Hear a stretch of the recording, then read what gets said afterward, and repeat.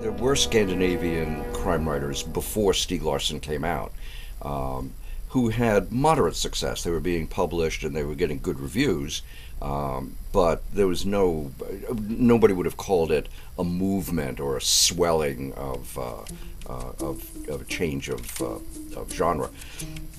But when Larsson started coming out and selling millions of copies around the world, I think it did two things. One is it gave credibility to Scandinavian writers, like, oh, even if there's an umlaut in their name, we can still sell these books.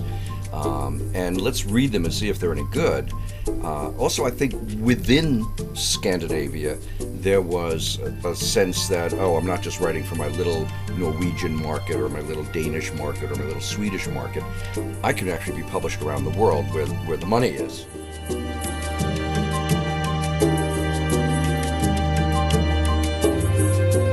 I don't think we're seeing any falling off yet. Will we eventually? Inevitably we will, because everything is cyclical. Everything in the world seems to be cyclical, not just books. And, pretty soon people will tire of it, because so much Scandinavian crime fiction is dark, and everybody's drunk, and there's clouds in the sky, and it's always cold, and it's usually raining, and somebody's depressed, and they want to commit suicide, which is a fact of life in Scandinavia.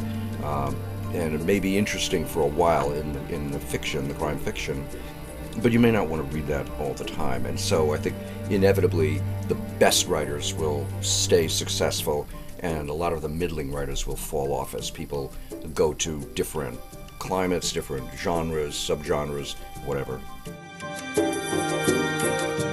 The notion that just because Scandinavians are having tremendous success leads one to think that, other countries will also have that kind of potential success.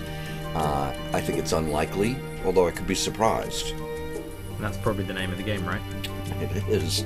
You hope to be surprised as a publisher and as a bookseller with something wonderful, and suddenly you see 25 wonderful French crime novelists. It could happen. And France has a long history of publishing and writing mystery fiction, and there's no reason to think that they couldn't revive that tradition, but I haven't seen it yet.